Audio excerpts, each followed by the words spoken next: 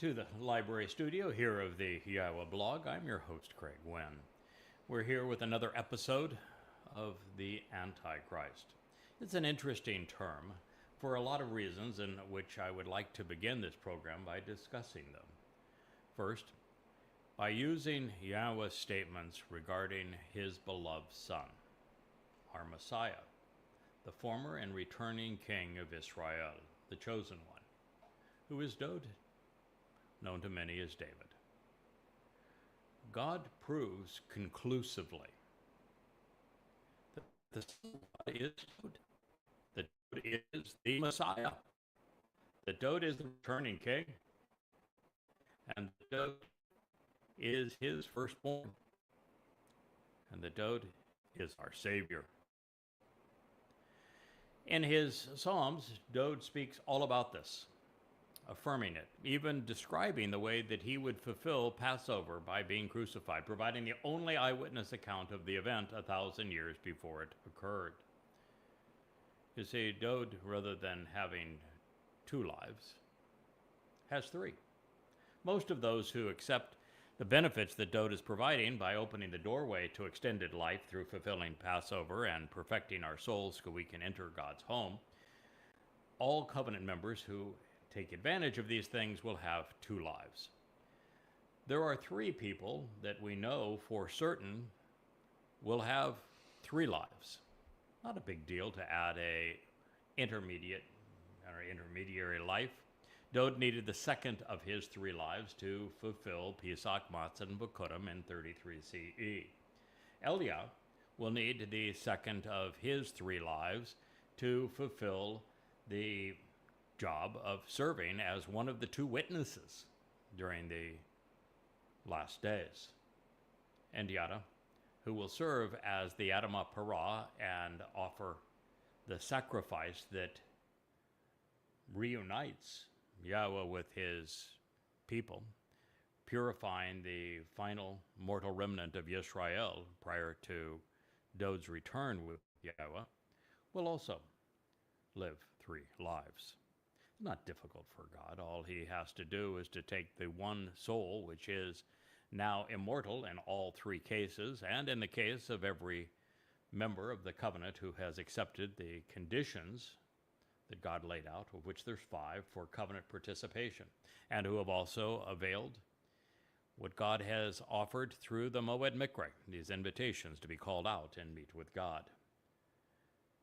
They will all have two lives, with one being in a physical body and the other being immortal, being akin to light, being spiritual in nature, having their soul continue all the way through that process, but rather than being yoked to a physical body, which is so imperfect, so limiting, both in space and time, and degrading, they will be immortal.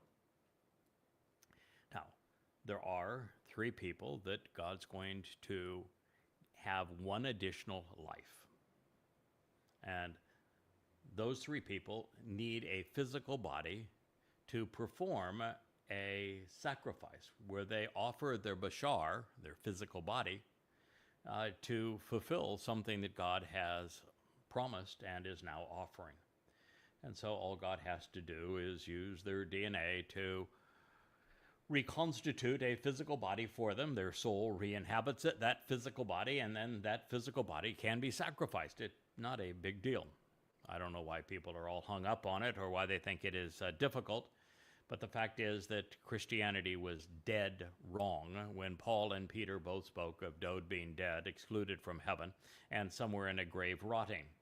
His physical body in his first life decomposed, meaningless. His soul went directly to heaven to be with Yahweh.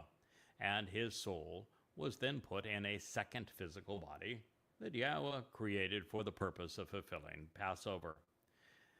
And in the case of Yada, at the end of this phase of his life, which will conclude on Shabuah, the 11th of June of 2027, he will be brought back in a quasi-physical body, along with Eliah, to serve as one of the two final witnesses. Both Eliah and yada, offering their physical bodies at that time. Myself on on Teruah, the 24th of September of 2033, as the Adamah Parah, and Elia as the goat, whose blood is then also used to anoint the mercy seat of the Ark of the Covenant along with the bulls. So he will give up his physical body. Now, for those who think, oh, wow, why would God allow that? It's something that we are willingly offering. And while there will be trauma associated with the bludgeoning, as it occurred with Dowd on Passover when the Romans crucified him, and as it will when Satan bludgeons me to death on Teruah, I think it'll be painless for Elia. The very fact is that we are all eager to be rid of our physical bodies. Physical bodies are a liability. That's why that whole Christian myth of bodily resurrection is just so unbelievably stupid. You don't conquer death by going back into another physical body. Physical bodies are extremely limiting. They all degrade, they decay, they are hugely imperfect.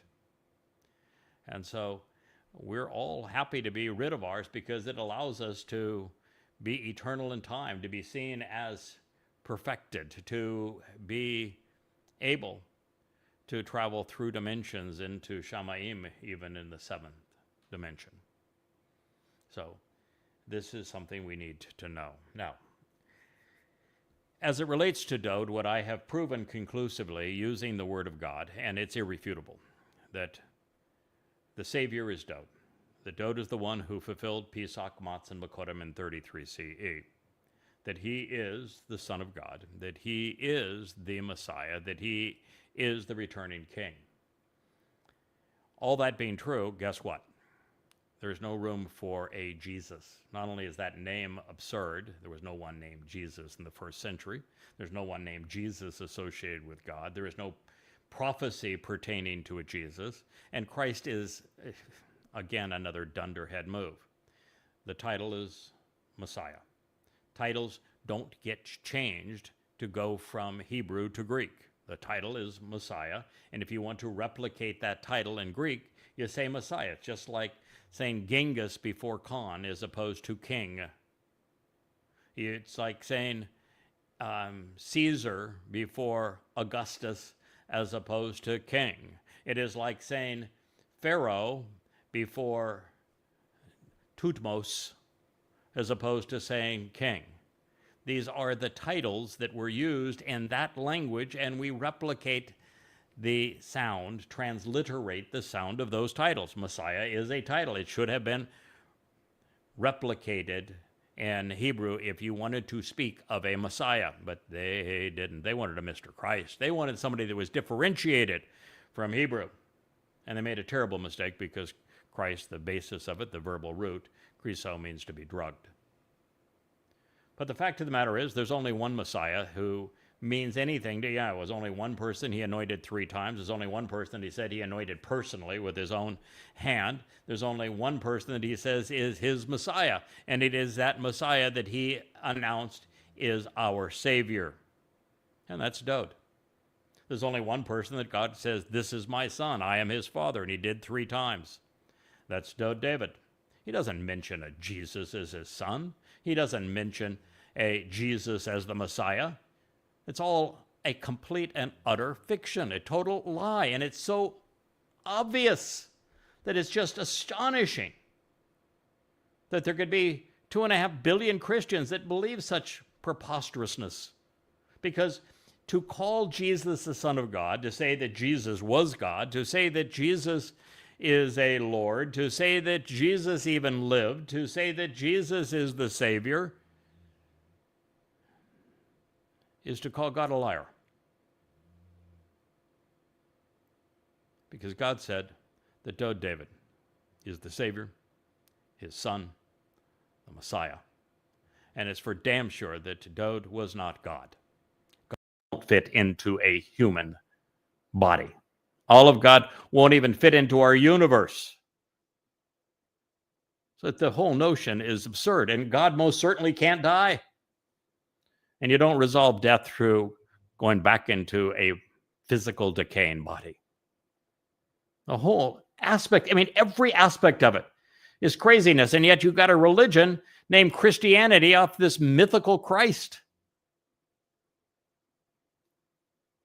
So, there is no Christ. Therefore, I like the title of this series, Antichrist, because I am anti-Christ, as should everyone be. If you're informed, if you know what Yahweh actually says, if you give a hoot about God, and you care at all about not only his beloved son, David, but you appreciate what he did in fulfilling Pesach Matzah Bekurim, opening the doorway to life, removing your guilt so that you can be part of the covenant family if you accept those terms and conditions, then you should be repulsed at the idea of a Jesus Christ. It's disgusting. Nothing you could do is more hateful to God than to be a Christian. So, I'm Antichrist, as should you be. Yahweh, God, is Antichrist. Now, there is a person that through their eschatology, particularly from the book of Revelations, which is a really average job of plagiarizing. Revelation is plagiarized and paraphrased from God's actual prophets with a layer of added fluff on top of it. Many things that it says that are plagiarized from God's prophets are true. What's plagiarized from Ezekiel, for example, its number one source, is all untrue. Ezekiel was not an actual prophet. That book is more demonic than it is anything else. There is no Magog. There's no Magog war. There's no Gog. There's no Valley of the Dry Bones. There's not going to be another temple built, particularly the monstrosity that is there. The images of God were actually from Babylonian astrology. So no. And in that regard, Revelation is dead wrong. But Revelation has this image of an Antichrist figure, so Christians are looking for him. And I've identified him. The great betrayer, God calls him the son of evil, is now very well known. And it's easy to identify him because not only did Gabriel, who happens to be Dode, God's most capable and courageous, competent man, not only did Gabriel, as Dode, visit with Daniel in 555 BCE, laying out the future timeline of humanity, he specifically told us that this great betrayer would be the one who undercuts Israel at or before Shabuah in the last days by offering to give up Israel to terrorists. And we read the same thing in Isaiah, the 17th and 18th chapter, not only describe thinning Israel at the waist, affirming this treaty that will be made with many that represents the work of the great betrayer, this Antichrist figure, but he also ascribes the event to Shabuah. The Shabuah that is 7 years before their return is the 22nd of May of 2026. And the description that is provided both by Gabriel in Daniel and by Yeshaya Isaiah describes one man from one country. And it is so overwhelming in terms of the evidence that it is obvious that this demon-possessed man who is so destructive to his country and to God's people and to the world is President Donald Trump. So this program also serves to expose and condemn him. And to do so effectively, one of the things you want to read is the 14th chapter of Isaiah, Yeshaya, because in it, Halel ben Shakar, which is Satan's actual name, Satan means the adversary, is exposed. And as it turns out, the description of his attitude, aptitude, and perversions are, again, a perfect match for Satan. In fact, Satan has a type. If you look at the two most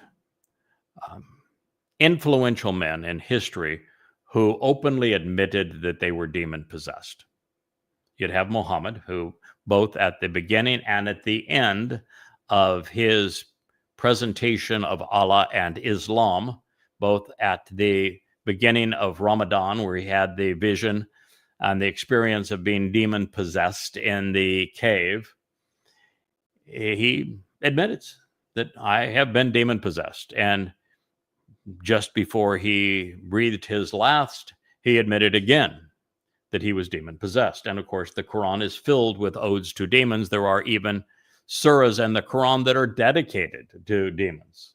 Allah is indistinguishable from Satan throughout the Quran. So he spends all of his time in hell. But Paul also admitted to being demon-possessed. He said so in his second letter to Corinth. The last chapter acknowledges that he is controlled by Satan, and that Satan found him an interesting victim because of the fact that he had a gargantuan ego. He was a narcissist. So these two men, the two most influential men in history, that created the two most popular religions, Christianity and Islam, both admitted to being demon-possessed, and they both are a type. Paul admitted to being a sexual pervert. Yes, Paul admitted to being egotistical. Paul was an avid liar. Everything he said about God, he truncated from the context it was presented and then twisted the citation so that it no longer resembled what God actually said. He lied from the beginning to the end. And Paul is the person who wrote the first 14 letters of the Christian New Testament, and he created the myth of Jesus by robbing God's son, to David, of his titles and achievements and acclaim, and then slathered on a heavy dose of Dionysus so that the man could appear like a god and die and be resurrected, which is from Dionysus. And so if you look at Paul, you see Donald Trump. But if you look at Muhammad, who was also a rapist and a pedophile, who was a man who was clearly a psychopath, who lied at every occasion, who had no empathy, who destroyed everyone who spoke out against him. He killed every journalist in Arabia. And then he betrayed Jews, even after Jews provided the Quran, because it was rabbis selling Talmud stories that created the religiosity of the Quran. Satan has a type. Muhammad and Paul are his type, as is Donald Trump. So this series is on exposing and condemning him. It did not emerge because I wanted to identify the Antichrist. I really didn't give a hoot. It means nothing to me. I don't care who fills that role. My job is to speak for Yahweh and to expose and condemn religious and political lies so that the truth is heard, the truth is understood, and it's without purging the lies, for example, of Christianity and the lie that there was a Jesus Christ and the lie that Jesus was the Son of God and that he was the Messiah and that he was the Savior and that it was he that was crucified, when in fact all of those accolades belonged to David. And he actually fulfilled Pesach, Matzah, and Bikurim, and that he told us he was going to do so, when he was going to do so, to the exact day, and where he would do so, even why he would do so. You can't process that reality. The lies have been piled on top of the truth, which is what Satan's intent was all along. And the same thing is true with Islam. If you don't understand the motivations of Muslims acting out in the manner of Muhammad and following Allah's orders, Israel won't exist long enough for there to be a mortal remnant in the end. So it's important that I expose and condemn these religions, and I do so. I've written 10 books that do so, in the Twistianity series and also the Goddamn Religion series. So there's 10 volumes of Goddamn Religion that detail every aspect of the Quran, put it in chronological order, reestablish it in the context of Muhammad's life, documenting every aspect of it, proving that, well, Allah was not God and that Muhammad was not a prophet, and that Islam is devoted to the eradication of humanity. And my purpose in exposing and condemning Christianity wasn't to save Christians from them, because they can't be saved from it. They won't listen. It was to not only spare God's people from the continued harassment that they have received by Christians, because Christians, the New Testament demonizes and dehumanizes Jews. That's just the bottom line. You cannot be an honest Christian and not hate Jews. The New Testament requires it of you. It demeans and dehumanizes, demonizes Jews. And so it's important that I expose and condemn those lies so people can be receptive to the truth. So that is the reason that we do these things. Now, the reason that we came upon the identity of the Antichrist, this great betrayer of Israel, is because I wanted to go back into Daniel, where there's some very specific demarcations of time. 2,300 days, 1,290 days. Throughout the book, there are very specific presentations of time. The Moedim, or Moedim, Moed, and a half, tells us that that many of these events are going to play out over 3.5 iterations of the 7 opportunities to be invited to meet with God. And so I wanted to make certain that we had our dates right, based upon everything that can be learned from Daniel. And while I was there, it just became obvious that when describing this evil individual that is going to be part of a confederation that of other like-minded fools, is going to turn on Israel and force Israel to give up its heart as part of a 2-state solution that's going to be such that Israel is indefensible, and the last battle is an all-Islamic assault against God's people, where millions die, and probably billions worldwide. So that's how we came into this series, and we turned to Yeshaya 14. We are now in the towards the conclusion of that, probably in the middle of it. 14:13 is what we are considering at this moment, and I want to return to it now. So everybody's up to speed. We know why we call the series Antichrist, who the Antichrist is, what the timeline is, and who the players are that are involved. I hope so, because Satan is now possessed. He is literally embodied Donald Trump.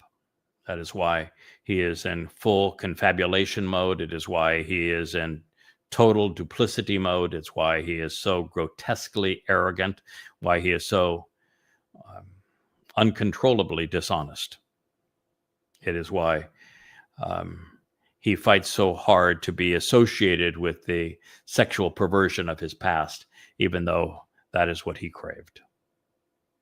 It says, because you yourself, this is speaking of Hillel ben Shakar, the adversary, Hasatan, because you yourself said in your judgment and based upon your inclinations from your point of view, which you have taken to heart and determined, that you said you would rise, you would ascend, and you would be continually exalted in the spiritual realm of the heavens, over and above the stars of the most luminous in the highest places and the best and the brightest of God. You said, I will lift up and exalt, increasing my throne, my seat of honor, and I will establish and inhabit a dwelling place on the mount of the eternal witness to the restoring appointments, in association with the distinct boundaries from the depths below and the summit above, to conceal along that which is treasured. That's Isaiah 14:13. Sometimes when I look at something like this and I see a treasure in every word, I'm prone to share everything that I can with you, but I'm afraid that it might even be overwhelming in this regard. But I'm going to do my best to stay on topic and make our way through what was just said. Okay. Hasatan is a unique individual being. He's not multiples. There's not multiples of them. There's one of him. He is finite in his persona. He is infinite in terms of time. He is clever, but not omniscient by any means. He makes all sorts of claims in the Quran that he knows all, he hears all, he sees all, he does all, he has no limits, and that's just factually untrue. He is very limited in what he can achieve, and he is singular in his existence. And by being a eternal being and having been around for now the 6,000 years of the human experience in and out of the garden, he has learned a great deal. He does not act very smart, however. He just isn't all that clever. I would say he was reasonably clever in his pursuit of Chawa in the garden, because he found that all he had to do was change one word and something Yahweh had told Adam, and it was sufficient to lead Chawa down the wrong path. But Chawa was already well along her way before this Karub came off the wall to speak to her. And he did not speak to her in the form of a snake, but that certainly was the serpentine nature of his attack. And it is the same strategy that Hasatan used in the Christian New Testament with Paul. It's change a word here and there, misrepresent something God said, and what you have is something that's believable. Because like I had a friend that a person I actually like on X, who wanted to suggest that Charlie Kirk couldn't be anti-Israel because he was studying the Shabbat and starting to write a book about the Shabbat. Oh, my point is exactly the opposite. It is when you combine right and wrong, that makes you considerably more deceitful. Those who come and make a claim that is all wrong are not believed by anybody. It's when you babble, when you create a mix, a commingling of truth and lies to confound and to confuse, that you become far more deceitful, far more effective in promoting the lie. And such is the case with the Christian New Testament. It mixes truth with lies. It takes statements that Yahweh actually made, takes words out of them, adds words to them to create the antithesis of what God said. And so you're mixing truth with lies. And that is what makes Christianity susceptible to convincing people who don't do their homework, who don't know what God actually said, and choose to believe the lie. So he said, because you yourself said in your judgment and based on your inclinations. All right. So as a unique being, Hasatan, and he was one of the original Karubim in the plural, he was tasked with guarding Eden, which is why Chawa was aware of him. And it was Chawa, it's not Eve. It means to state one's mind. It does not mean life giver. It's based on Chawa, the verb, not che, which is life. Now, in his case, he has the ability to express his ambition. He can advance his thinking. Now, there is this myth, and I have been one that was taken in by it previously, that it is possible for Hasatan to have the ability to go rogue on his programming, if you will. Listen, we are told in Yeshaya that Yahweh created him, that he created both good and evil.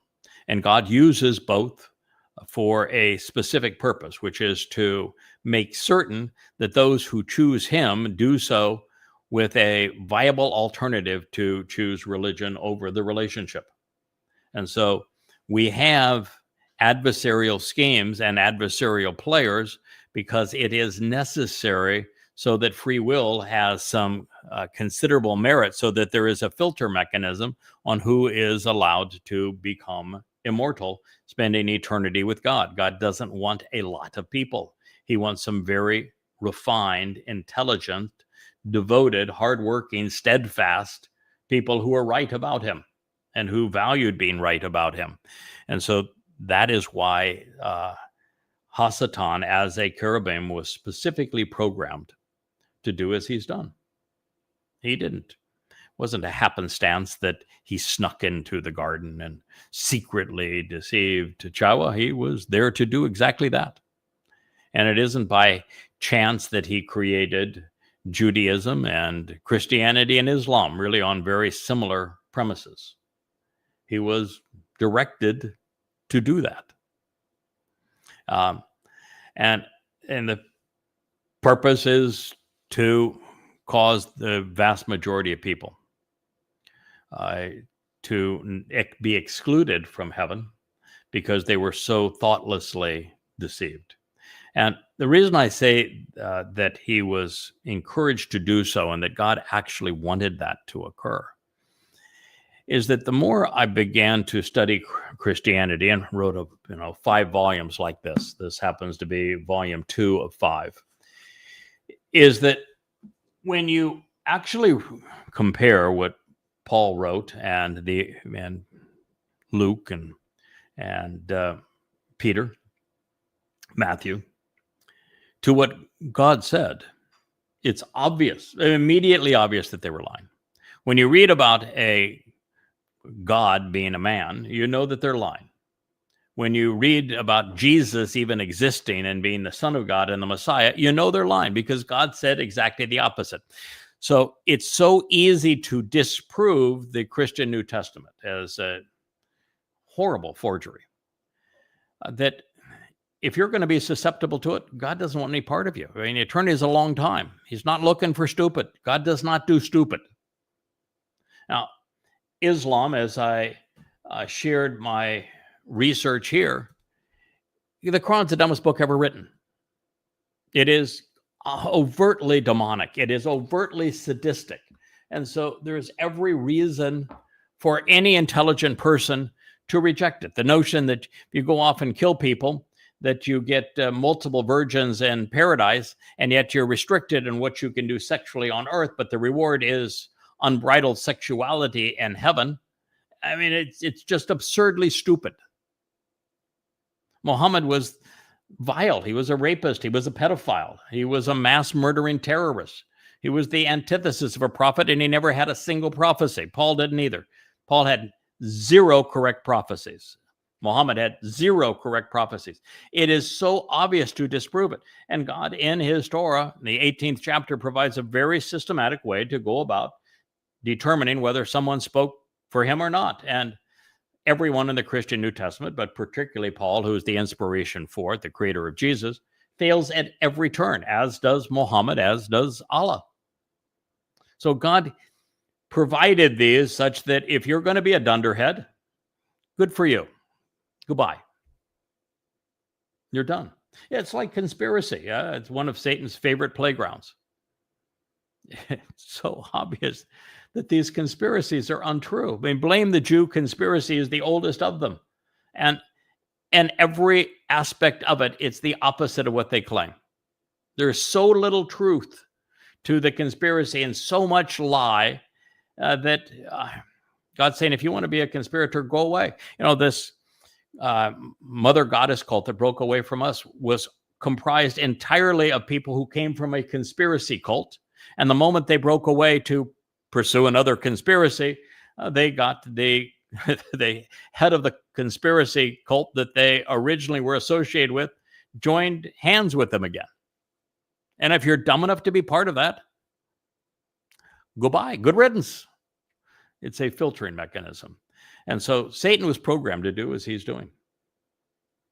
He is Dod's adversary. He is Yahweh's alternative. Yeah, alternative in the sense that he is offering a billionth less, and even then, everything he is offering is negative. Well, everything Yahweh is offering is infinity and brilliant and wonderful and emancipating and edifying. But there's obviously a lot of people who are intrigued by the option of Hasatan. Now, here it says that he will ascend, rise up, and be continuously exalted. Now, as the serpent, is he going to be exalted? No. As the dark, devilish guy with, horns and either red or black, is he going to be exalted? No. As the adversary under that title, is he going to be exalted? No. So, what does Hasatan have to do to ascend, rise up, and be continually exalted? When you understand this, you will understand religion. You will understand Judaism. You'll understand Islam. You'll understand Christianity. You'll even understand the religious overtones of Marxism. What does Hasatan have to do to be seen as exalted, to rise above, to be superior, to be worshipped, to be seen as a deity? He has to shed the adversary title, doesn't he? And so in Christianity, Judaism, and Islam, the adversary title is shredded. But the Lord, whom they exalt, is in fact the adversary. And so you have in Islam and Christianity and in Judaism a Lord. And that Lord is not Yahweh. Yahweh doesn't even want to be a Lord. He wants to be a father. The Lord who wants to control with rules and laws and edicts and demands is Hasatan. He is the God of religion. And that is how he ascends. And he cannot achieve that unless he denounces the Satan or adversary title, which is why you see in religions Satan negating the Satan title. He doesn't want to be worshipped as the adversary. No, he wants to be worshipped as if he were a god. And that requires him to negate and to fight the satanic title. I'm here to tell you that is one of the most profoundly important revelations you will ever hear. And I don't think it's ever been explained anywhere else. And oh, by the way, the term that was used, the verb, I will ascend, I will rise up, I will be exalted, is Allah. I will rise. And he wants to be considered as having established his presence in the spiritual realm of the heavens. And as a seven-dimensional construct that Yahweh created, or certainly with sufficient dimensions as a non-physical being, he had access at one time to the spiritual realm of the heavens. He's been there. He's been cast out of it. He can't go back to it, but he has been there. And it is a fact that he has been cast down to the earth. So if you want to play all spiritual here on earth, if you want to say that the Holy Spirit came upon me, if you want to pretend that Christianity is all about the Spirit, I'm telling you, that's the only spirit that's down here that can be ascribed to a significant number of people would be Hasatan's. He is the spirit who was cast down to earth. Now, it's possible to have Yahweh's spirit, but if you're going to have Yahweh's spirit, you know it because he told you so. Choder, for example, has the seven spirits of Yahweh. But he's it right now, today. Full stop. So the adversary, Hasatan, wants to be over and above the stars, the most luminous and highest places, even the best and brightest of God. This tells you that he wants to be above because it's of God. He wants to be above all of the gods and goddesses of yesteryear. Yeah, that would be the likes of Zeus, Jupiter, Mercury, Dionysus, um, Bacchus, Osiris, Ra, Tammuz, Bel, Baal, Astarte. There's lots of them. Lots and lots of false gods and goddesses. He wants to be above them. You know, all of the mythology of religion through the ages. He wants to be superior to the pagan gods and goddesses. All right. What more does it mean?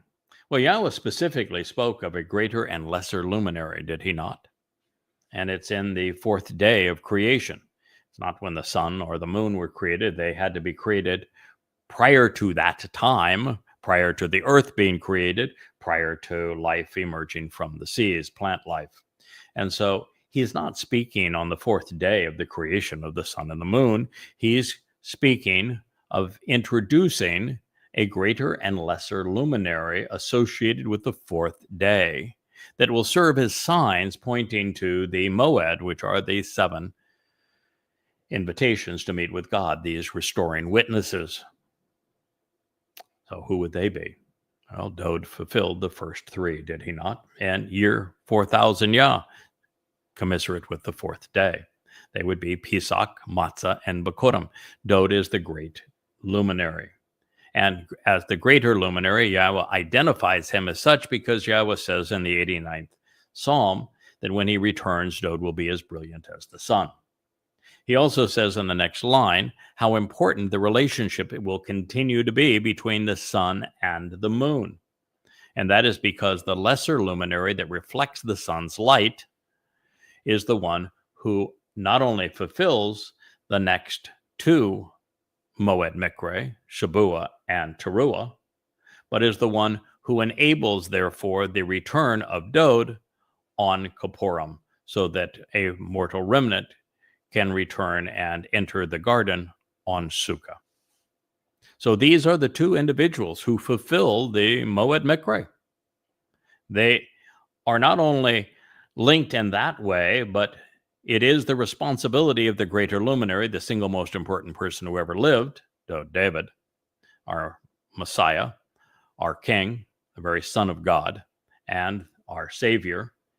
It is incumbent upon the lesser luminary, the one reflecting his brilliance, to reintroduce you to him, to explain what he achieved, how, why, when, where, and how you can capitalize upon what he is offering.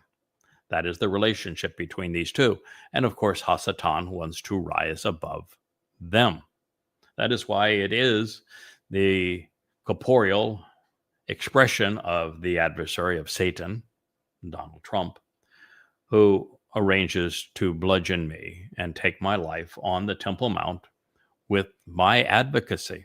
I will have all of the Malach that currently protect me, and I will have the 7 spirits of Yahweh who enable me to stand aside so that he can take the physical life out of my physical body so I can fulfill the role of the Adamah Parah on Teruah.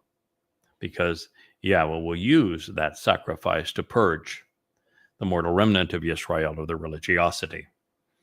Hasatan wants to rise above all of that. So, he wants to be the greatest of God, rising above Dode as the greatest luminary and above his lesser luminary that exposes all that Dode represents. If he does that, there is no chance that the next 2 Moed Mikre are fulfilled. There will be no fulfillment of Shabua and Teruah if he were to succeed in that. If he gets the best of me, there's no fulfillment of Shabua or Teruah, and he knows it.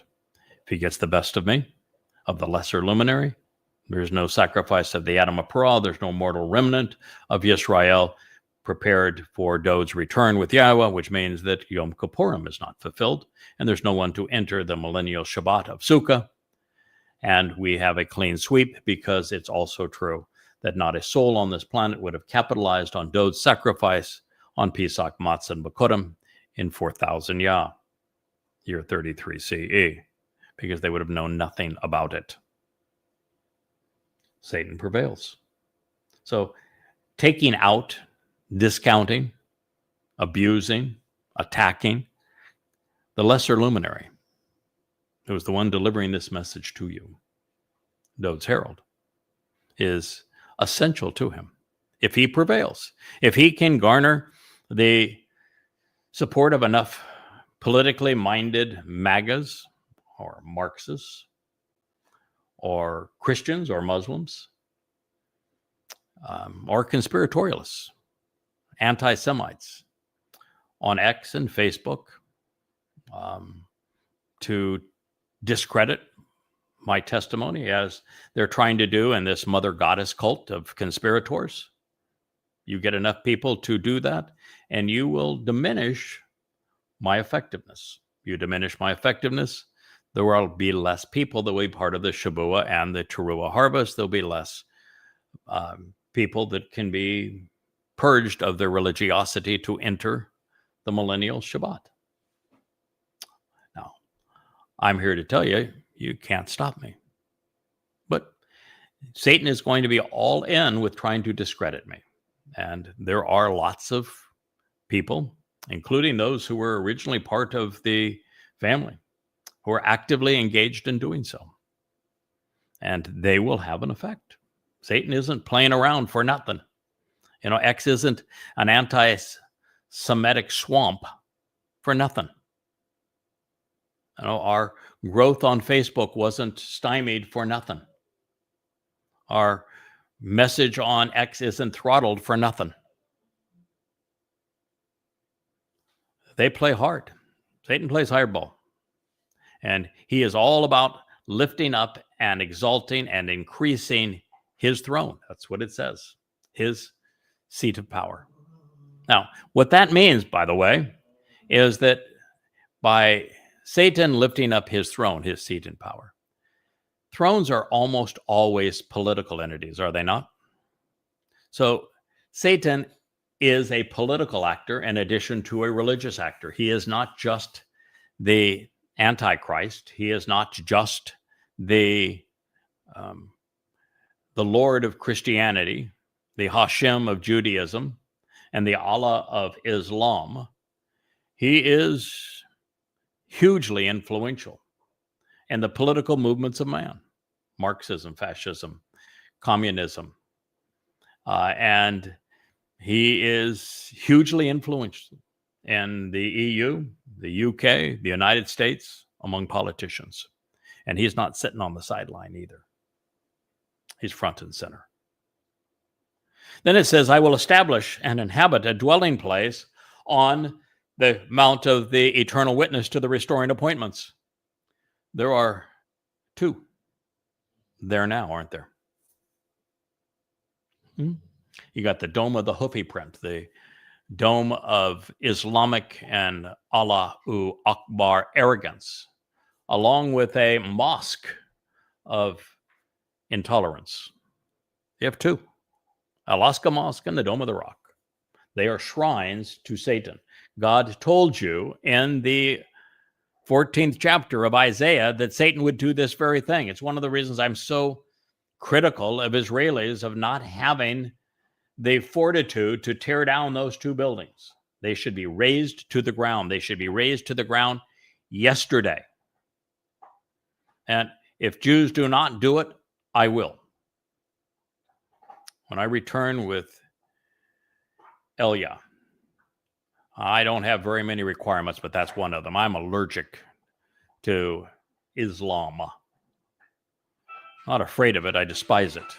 And there is no way in the world that you're going to see either one of those two buildings as a backdrop to the place that we will be conveying God's message. They will be razed to the ground. So either you do it now and you can take credit for it.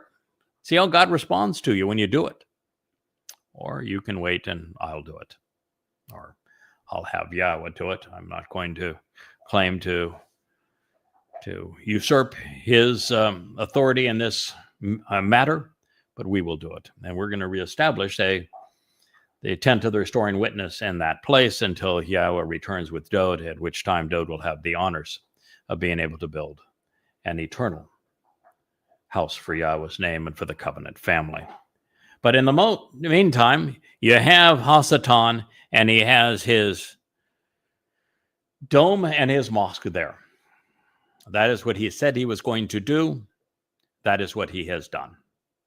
Therefore, seeing this in this place, you must read this as this was a deliberate act of Satan through Islam to desecrate the Temple Mount and to claim that he is Allahu Akbar, that Allah is greater than God, that he's greater than Yahweh. That is the intent. And so this is really a horrible statement, is it not?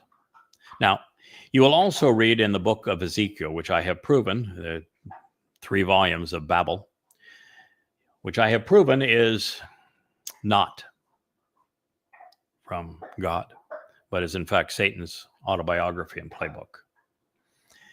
That in that book, in the last third of the book, you have a copper con. This obviously is a real estate developer. He is measuring out the gaudy dimensions of this horrid monstrosity that would not only cover the Temple Mount, but cover all of Jerusalem and cover most of Judea. It's Trumpitis, Trump Tower on steroids beyond imagination. That is what is being foretold. And the man is a copper con that is doing it. Of course, that's Donald Trump. And when we read that, what we find is that that is Satan's ultimate goal. That's why you can read this and read that and say, oh, yeah, that's Satan claiming he's going to do this very thing. He's going to pave over not only the Temple Mount, not only over Jerusalem, he's going to claim all of Judea for himself and his naming rights over this grotesque monstrosity.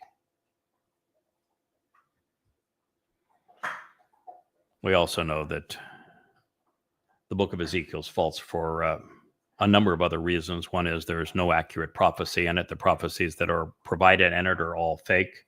There is no Gog, there is no Magog, there will be no War of Armageddon. There's no Valley of the Dry Bones.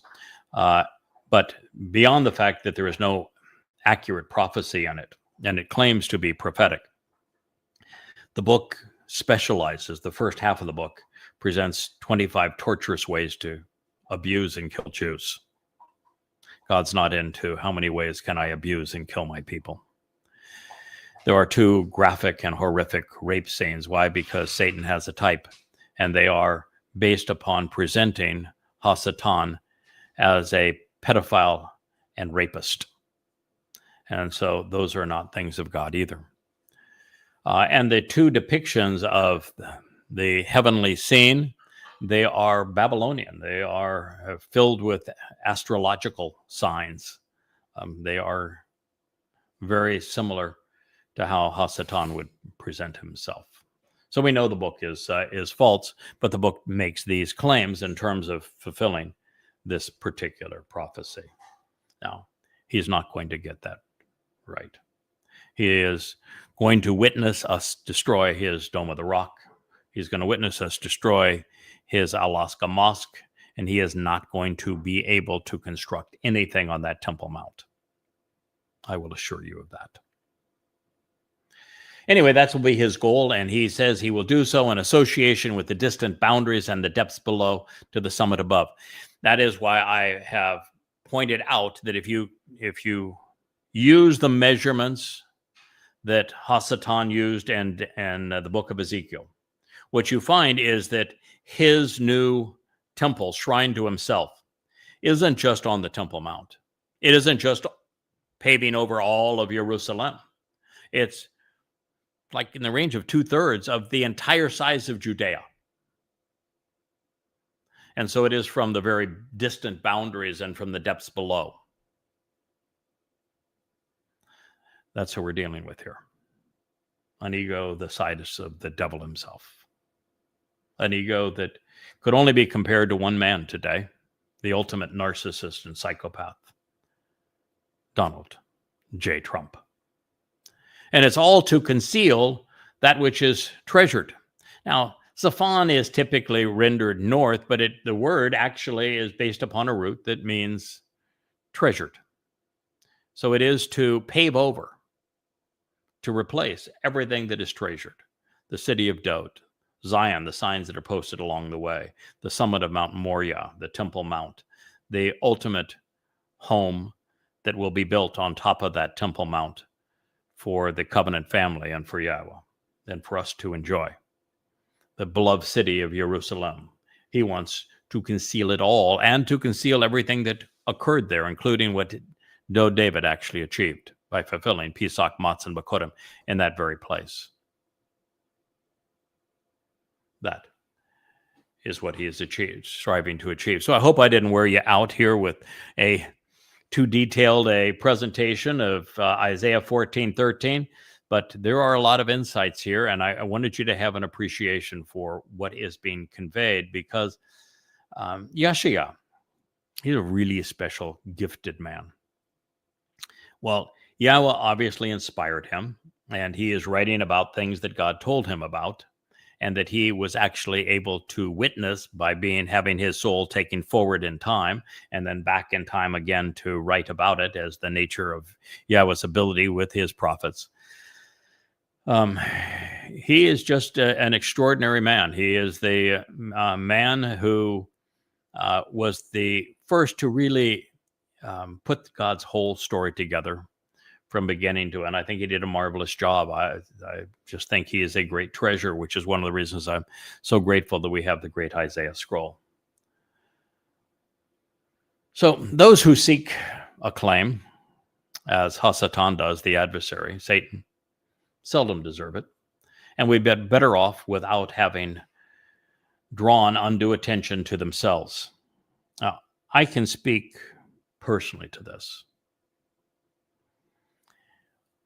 I began, and for the first 10 years that I did this on behalf of Yahweh, with the exception of exposing and condemning Islam, which I felt I should have the fortitude and the confidence in Yahweh to write Prophet of Doom in my own name, and I did. And now that it is goddamn religion, it's still under my name. I have that much confidence in Yahweh that I will be the only person to ever expose and condemn Islam effectively and survive it. So I wrote that on my own name. I did 10,000 radio interviews on virtually every syndicated radio program in the Western world under my actual name, because I have no fear. I have total confidence in Yahweh's commitment to protect me, because, well, he promised to do so.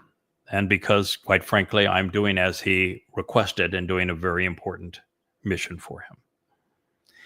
When I began translating Yahweh's Torah, prophets, and Psalms from the Dead Seas, from the oldest extant witnesses, and scrubbing them of the rabbinic diacritical markings, all of my books didn't have that name. There was none of them. You couldn't even find that name anywhere associated with Yada Yahweh.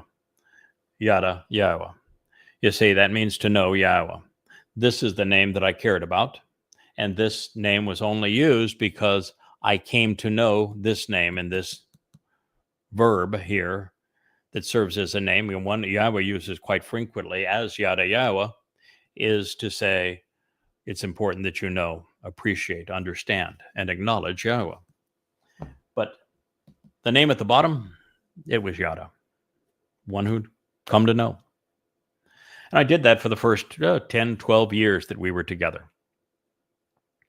And then one day, it became obvious that Yahweh had a title that he wanted me to use to convey this message to his people and to the world. The first was Choter. It's in Yeshaya 11. The entire chapter is devoted to it.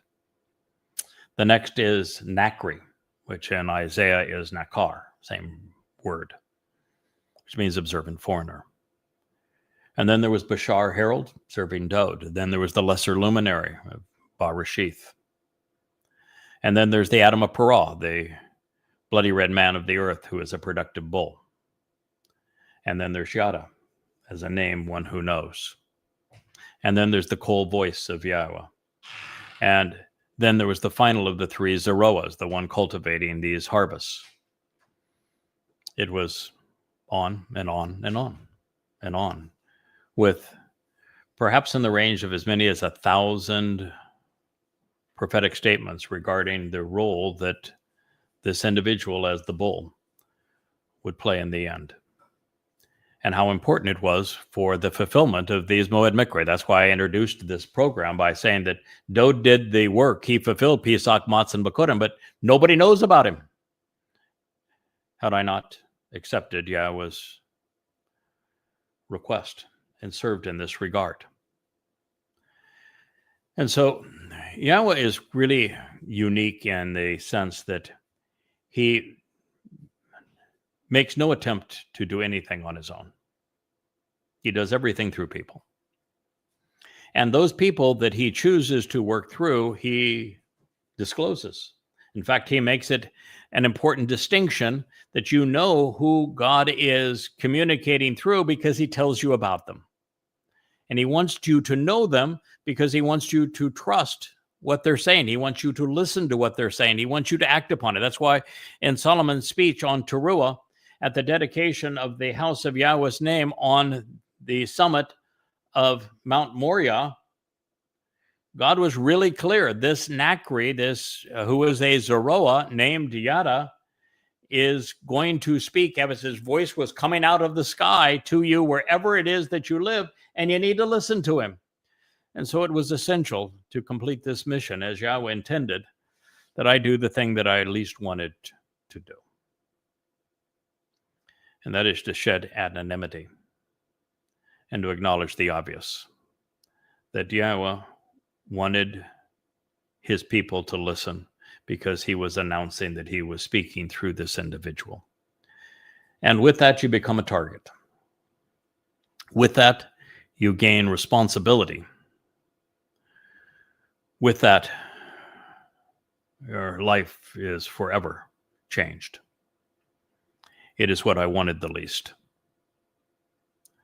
I think it was the second most difficult thing that Yahweh asked of me, and the most difficult by far was not becoming the Adam of Parah and knowing that I'm going to be bludgeoned to death on the Temple Mount on Teruah in 2033. I'm delighted that that's going to happen. I get rid of my physical body and accomplish something really worthwhile. It's a lovely thing to be able to do.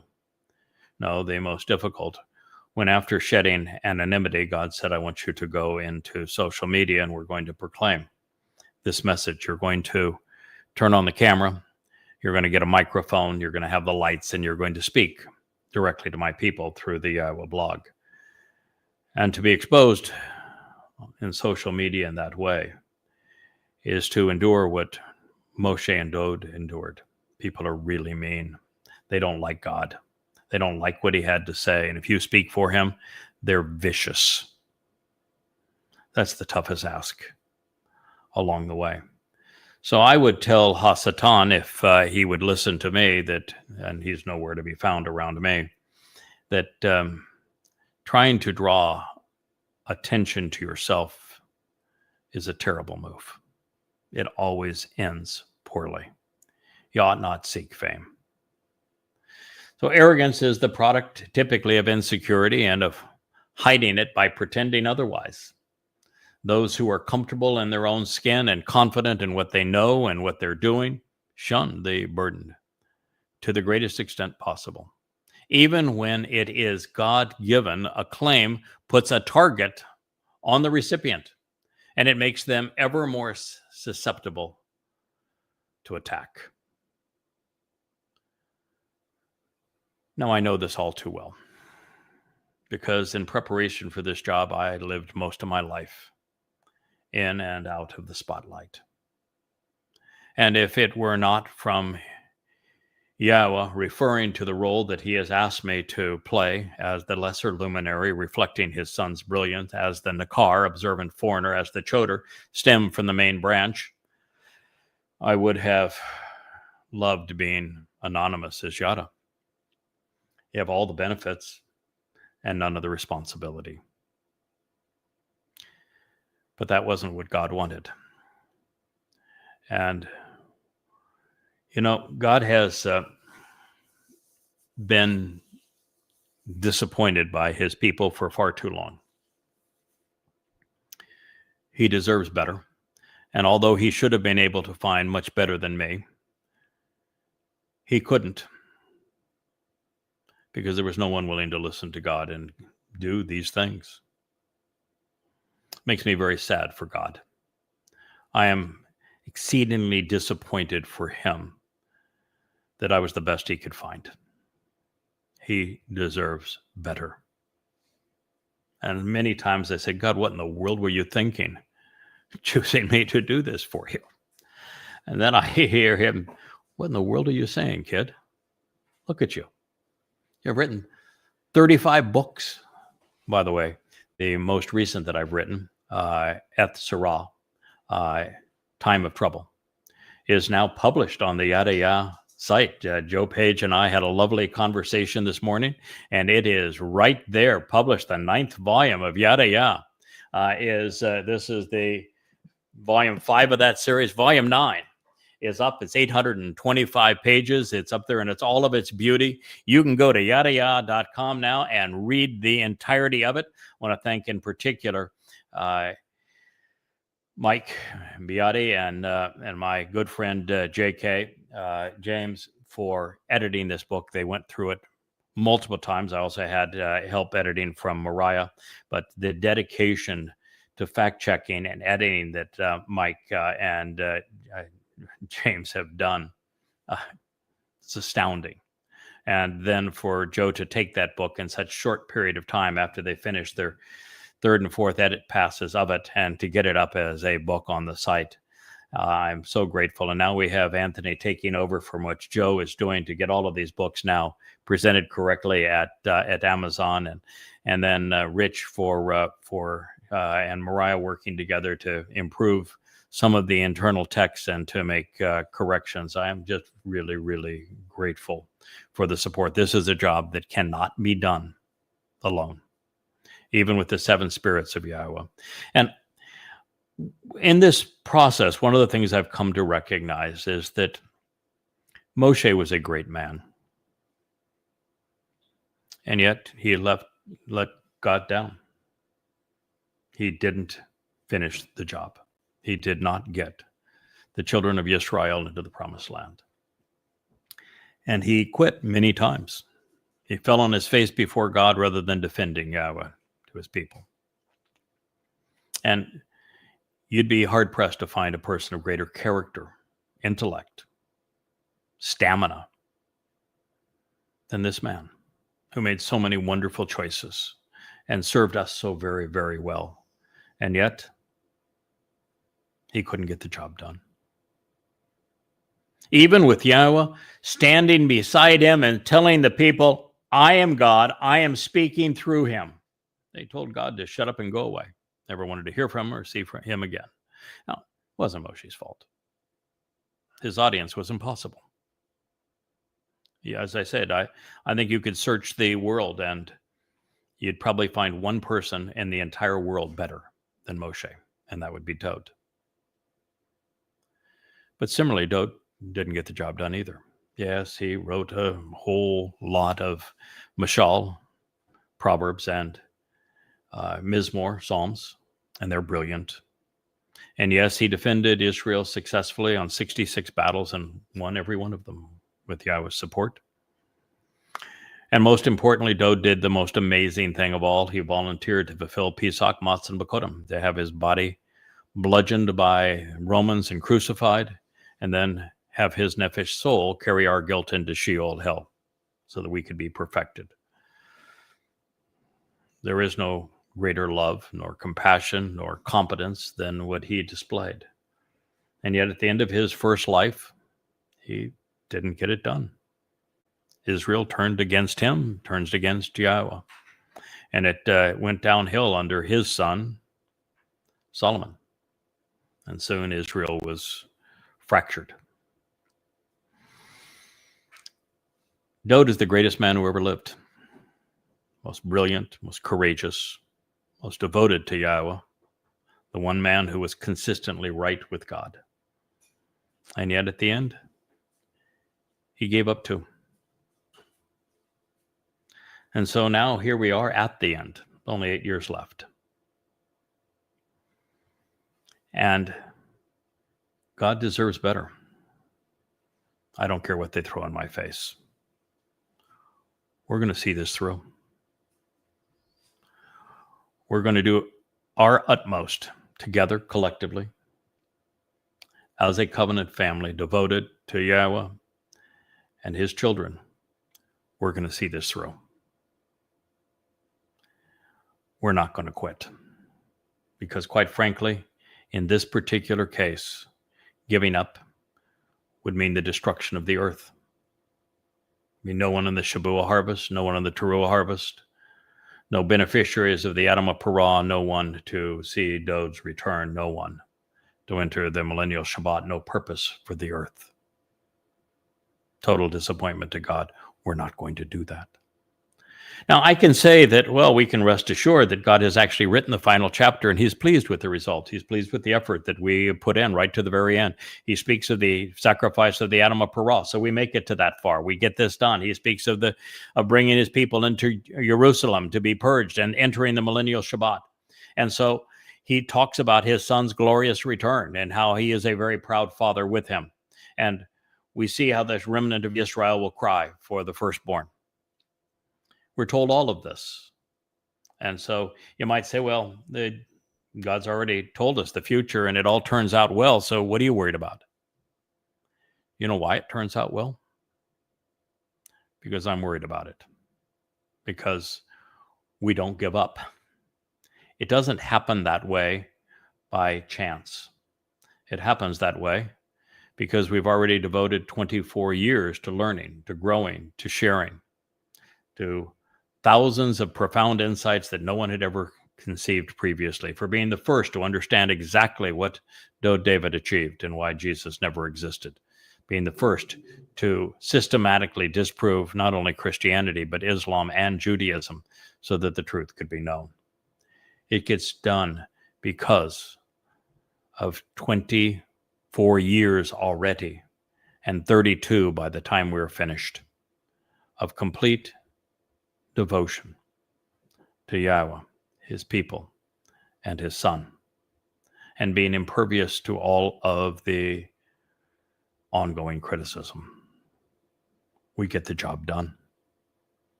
Now, that is why God said, I don't want you to be anonymous. They need to know who you are. They need to know that I have chosen to empower you with the seven spirits of Yahweh. I've given you my very name, the Spirit of Yahweh. I have given you beyond the ability to make intelligent connections. I have given you Chakma, the ability to think beyond what others have ever perceived previously.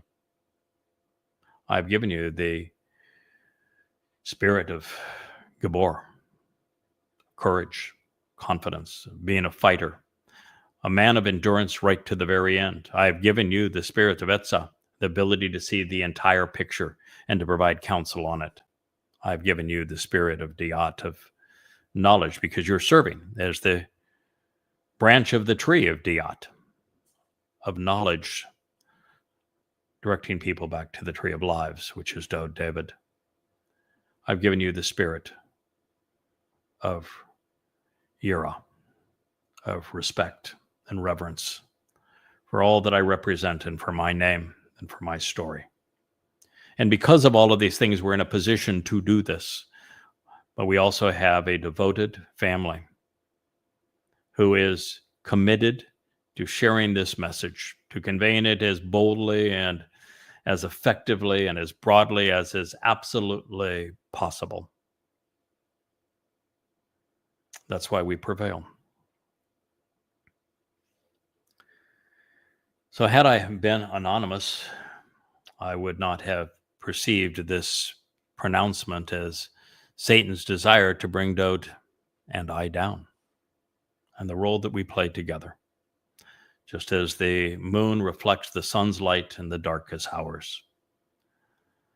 I would not have known how the entire story that God is presenting fits together and the way that it ultimately leads to the restoration of his people, of his covenant, of the living embodiment of the Torah being placed inside of us, the eradication of all politics and religion, and the restoration of the earth back into the conditions of Eden. I'd like for you to join us. I thank you for listening.